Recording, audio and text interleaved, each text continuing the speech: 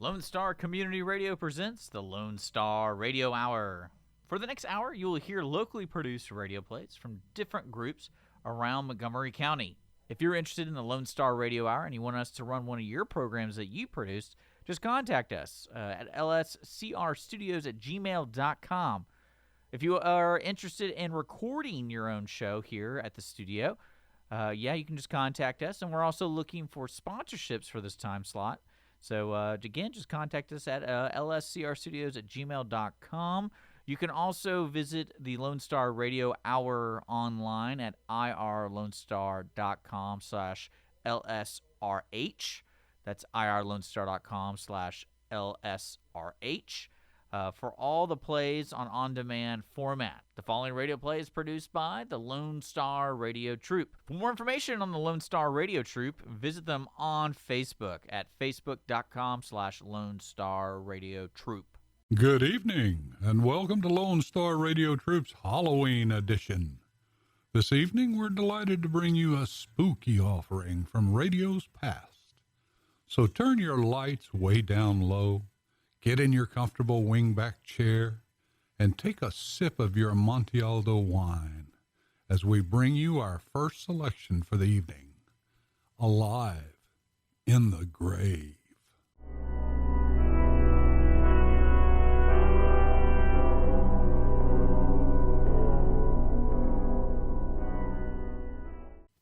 I have flown, I have sailed, I have moved about this world of ours, and ever in search of the finest of its kind. We bring you the tops and spine chillers.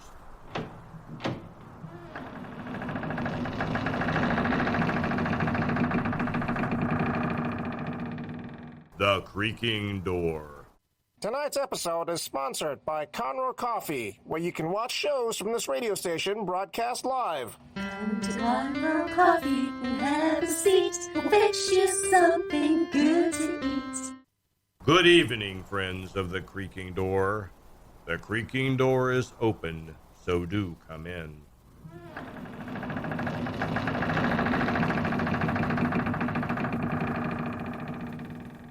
Feeling the chill of these winter evenings? Wait until you're with us a little. You'll freeze in fear.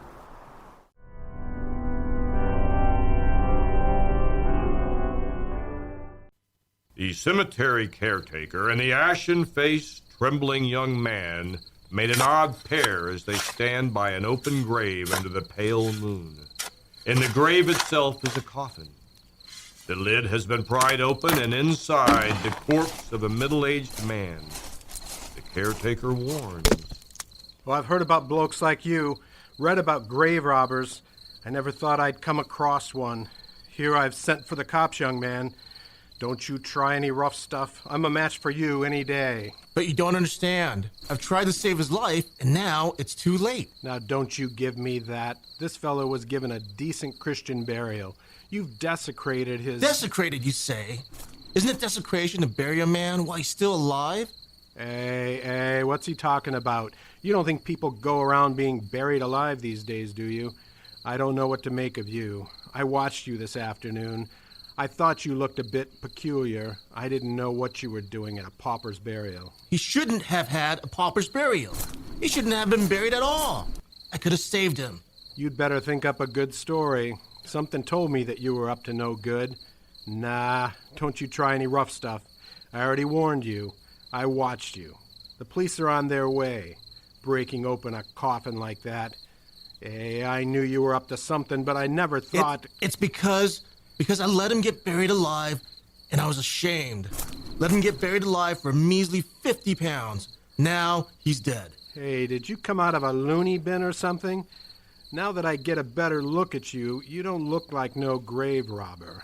I'm not. Listen. What's he to you, this fellow we buried today? Nothing. Except I'm responsible for his death. I touched him. He's cold. Cold as death. He's only been in the ground a few hours. They don't stay cold like that. Sometimes we get an exhumation order. We have to dig him up. You'd be surprised how cold they get. He is dead, isn't he? I brought this mirror with me. There's no breath. Look. I don't have to look. He's been in the municipal morgue for 2 days. He's given a pauper's burial. Now then, what's this all about, young man? I want to go home. He was dead all right when they buried him. But not when the ambulance took him to the morgue. You see, I know. You know? Oh, was he a relative of yours? I didn't even know he existed until 2 days ago. I've been trapped in the streets looking for work. I didn't want to go home. If you can call that one room Lil and I occupy a home. It was still ringing in my ears, the things she shouted at me as I left there. I've come to the end of my tether. I've pawned everything. Look, even the wedding ring you slipped on my finger in the church. What did he say? And all thy worldly goods? Ha, that's a laugh. You were going to share all your worldly goods, were ya? Well, if you don't get some money or a job, I'm walking out on you. Do you hear? I'm walking out on you. And I'll go live with my sister. At least I'll get some warmth and 3 square meals a day. Oh, don't say that, Lil. Was it my fault I felt sick and couldn't work in the factory anymore? I've tried, dear. I really have. Everywhere I go, they look at me and say no vacancies. Not my fault either. I warn you, I can't take much more of this. I know, honey, I know. I'll get something today, I promise.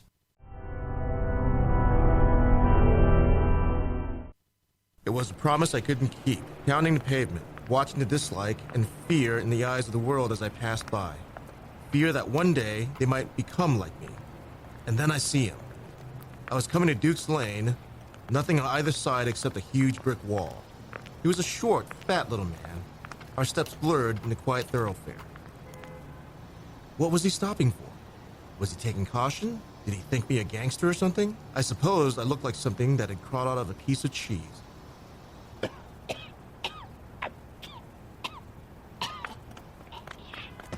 Governor, are you all right? He can't be.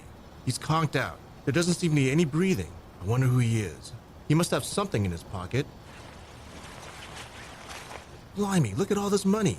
Must be 50 quid here at least. Poor swine. What good is his money now? I'd better call a cop. Well, if you don't get some money or a job, I'm walking out on you. Do you hear? I'm walking out. There's nothing anyone can do for this poor swine. They'll find him soon enough. What does a guy do in a case like this? Beat it, you fool.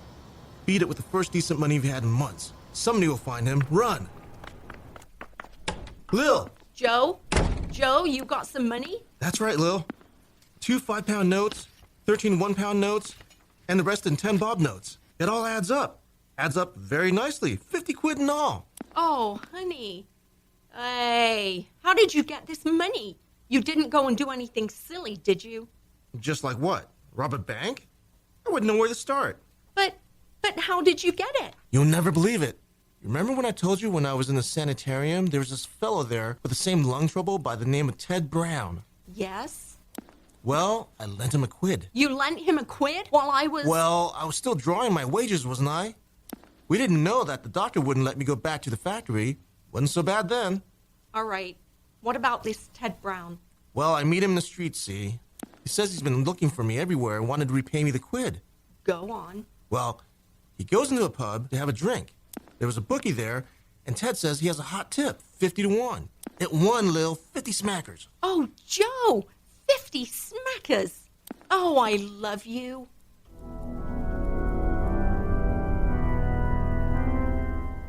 Lil went to get some groceries and a couple bottles of beer. I sat on the bed and had a further look at the wallet. Having taken the money out, I thought it'd be empty. There were 2 pockets, both with plastic windows. The first held a card that said Harold Maxted, 26 Fairley Street, Ormsby. Then I looked at the second plastic window. There were strange words printed on a white card. It said, I am not dead. I am subject to a form of cataleptic illness which may appear to cause death. If I am found, please inform Dr. Alfred Miller, Ormsby, 6641. No, it can't be. Not dead. Cataleptic. What have I done? What have I done? They'll think he's... I must telephone. But Lil, she'll wonder where I've gone. I've given her all my money. Here, all right. I got a bit. Take these bottles from me, will you? Joe, what is it? What time is it, Lil? I don't know. The pub's just opened. I'd say about 6-ish. Why? Give me 10 bob. Do you have any change? I need some silver. I have to telephone. I won't be long. What is it? I just have to telephone someone. You're not going gambling, are you? You haven't got the bug. You're not betting on tomorrow's races or anything like that, are you, Joe? There are all those bills to be paid. I know, love, I know. No, I'm not gambling, but I need it, please. I'll be back in a little while. It's just that. Please, Lil. All right, here. Joe? It's all right, love.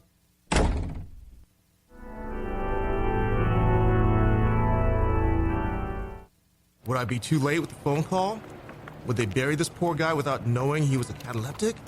Thinking he was dead?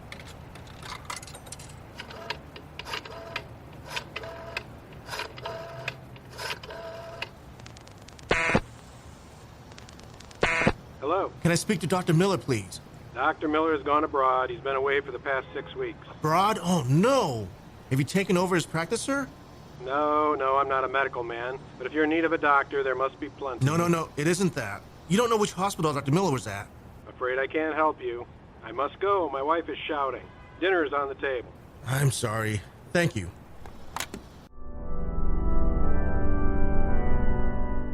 And then, another thought seeped into my brain.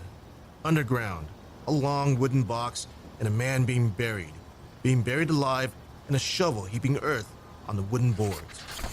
There must be a Maxted in the telephone directory.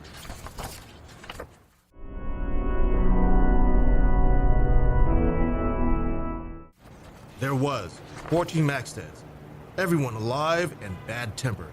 No, I have no relatives who suffer from a cataleptic illness. Perhaps there are a few other Maxteds in the book. Try them. I have. You're Zachariah Maxted. You're the last on the list. Well, I can't help you. What now? Do I go along to the police and say, look, I stole a man's wallet. Someone might be shoving him into 6 feet of earth? What do I do? I decided to sleep on it. Sleep? That's a laugh. Buried alive. Love you, Lil. Love. Please, pension white. They're putting me in a box, and it's your fault, Joe Alish. I'm struggling for breath. They're going to bury me. Bury me deep. Not deep enough, Joe. Get me out of this, or I will make you suffer here on Earth and in the beyond.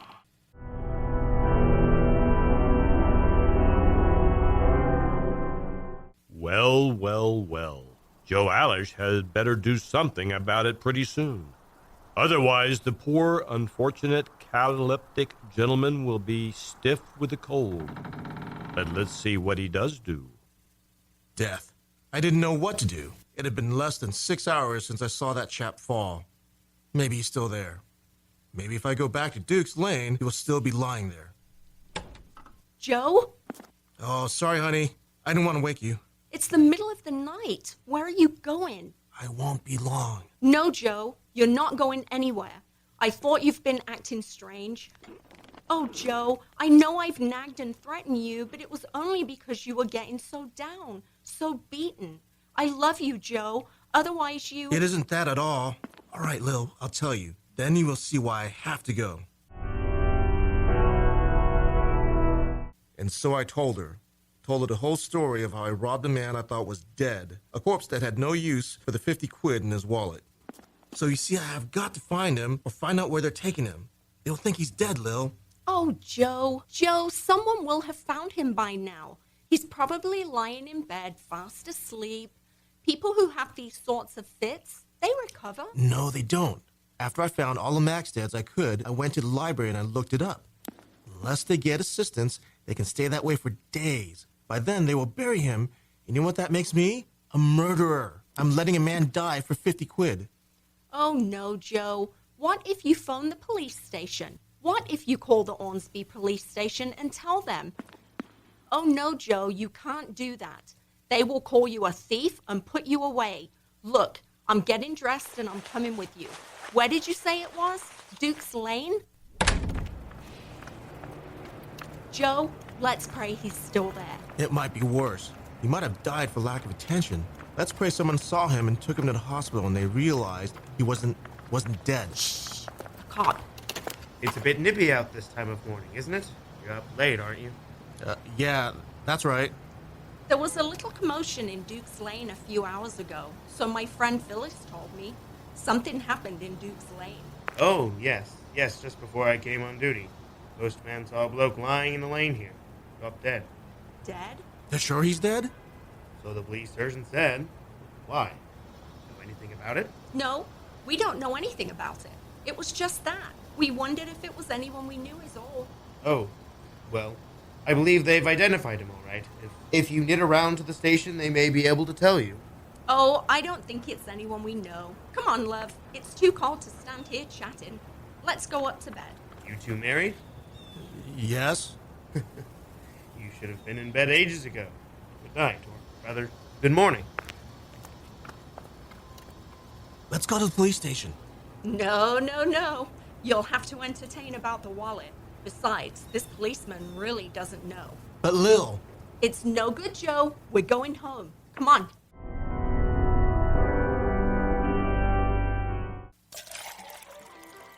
Some more coffee, Joe? No thanks. Lil, it's no good. We've got to go to the police. We're committing murder. It's 2 days now. I didn't sleep a wink all night last night. Kept having nightmares. Hearing Maxted's voice pounding in my brain. Pounding in my brain. Telling me to save him before it's too late. You're the only one who can save me, Elish. They're burying me this afternoon. They are putting me in a coffin and covering me with dirt. If you allow this to happen, you are a murderer, Joe Elish. A murderer! Do you hear?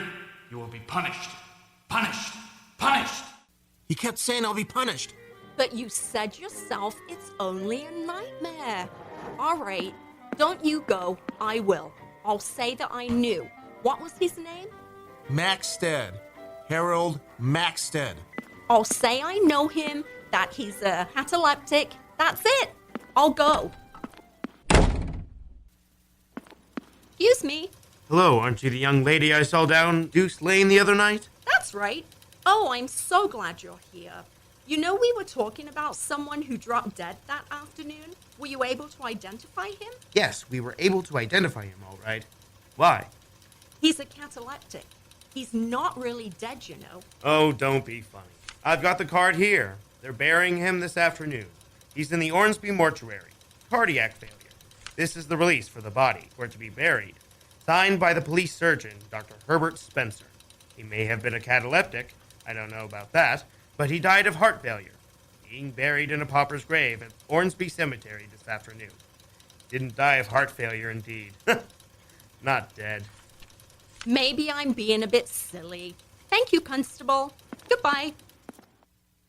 Sure, he's dead. The death certificate was signed by the police surgeon. What does that copper know about cataleptics?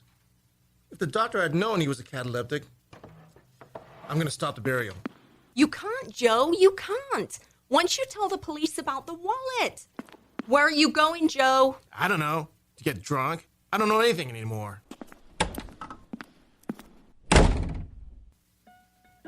Even my glass of beer went sour in my mouth. I had bought it with blood money, the blood of Harold Maxted. I left the pub and walked. They were burying him in a pauper's grave, were they? I didn't ask my feet to move towards the cemetery. It seemed they didn't belong to me. They were burying him as I got there. A minister, a gravedigger, and an old man. Obviously a caretaker, and a police sergeant. I wanted to shout, "Don't. Don't put him in that grave. He's not a corpse. He's alive." I couldn't.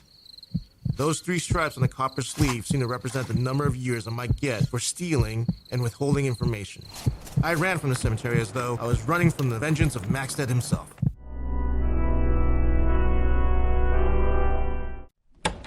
Hello, Joe. They buried him at last. I saw them do it in a cheap wooden coffin. Maybe it's a good thing the coffin was a cheap one. Maybe the coffin maker gutted it. Maybe there are holes in it. Maybe the poor swine will be able to breathe. 50 measly knicker, 50 rotten pounds, and I've turned myself into a murderer. I've let you in on it too. They will say you're part of the conspiracy. What have I done to you? What have I done to us? Nothing, Joe.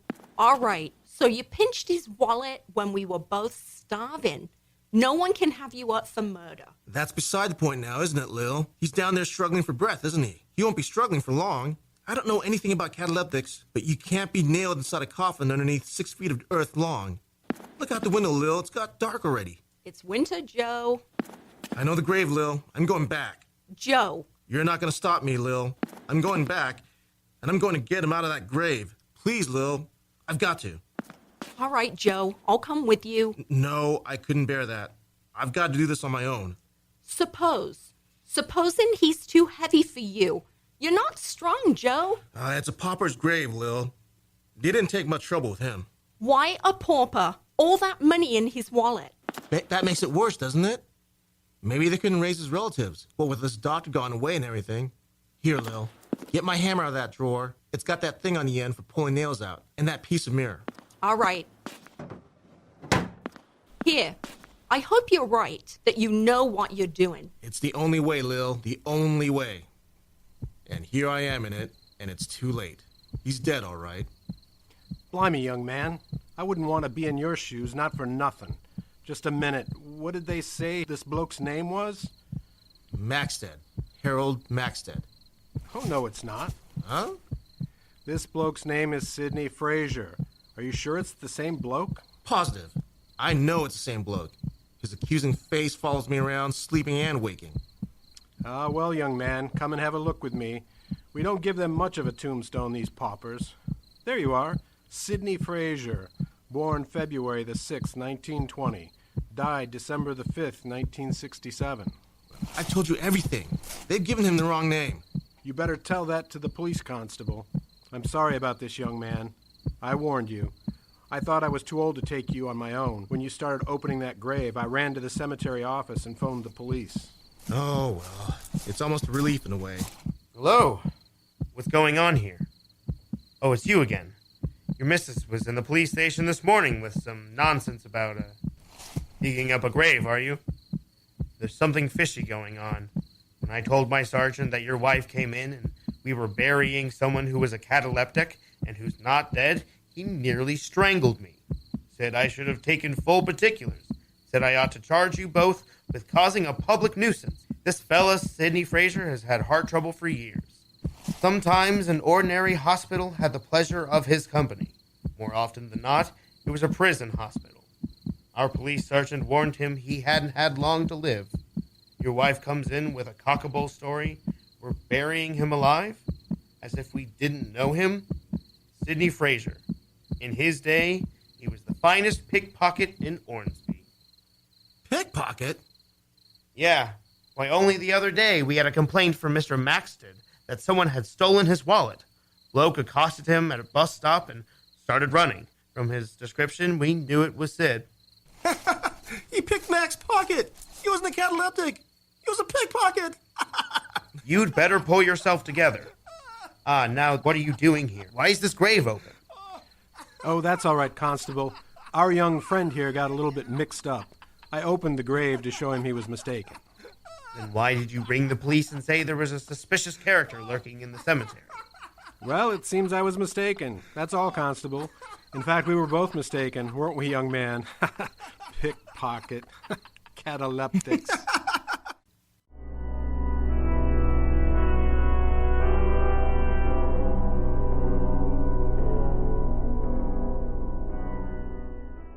Well, well, well. Someone should have told Joel Alish that lifting wallets off cataleptic gentlemen is a most grave offense. In fact, it is likely to incur a most stiff penalty. Come to Conroe Coffee and have a seat. We'll fix you something good to eat.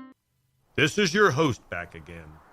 Just a reminder of our rendezvous next week.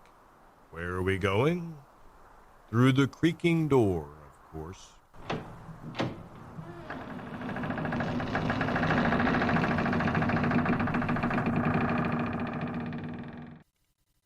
Alive in the Grave was directed by Mary Yost.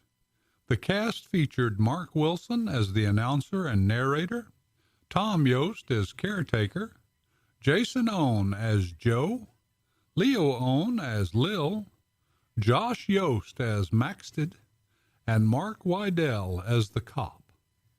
This was recorded in the downtown studios of Lone Star Radio with producer Tina Lockhart and executive producer Rick Sellers. We will return in a moment for our second offering after these messages. Thanks for listening to Lone Star Radio Hour here on Lone Star Community Radio. Don't forget, the Lone Star Radio Hour airs every Sunday at 7 p.m. on irlonestar.com and Conroe's FM 104.5, 106.1. If you want to join and be part of the Lone Star Radio Hour with your own radio play, contact us today at lscrstudios at gmail.com. We are also looking for support for this time slot, so if you're interested in sponsoring this time slot, contact us again at lscrstudios at gmail.com. And don't forget, this radio play was produced by the Lone Star Radio Troupe. For more information on the Lone Star Radio Troupe, visit them online at facebook.com/Lone Star Radio Troupe.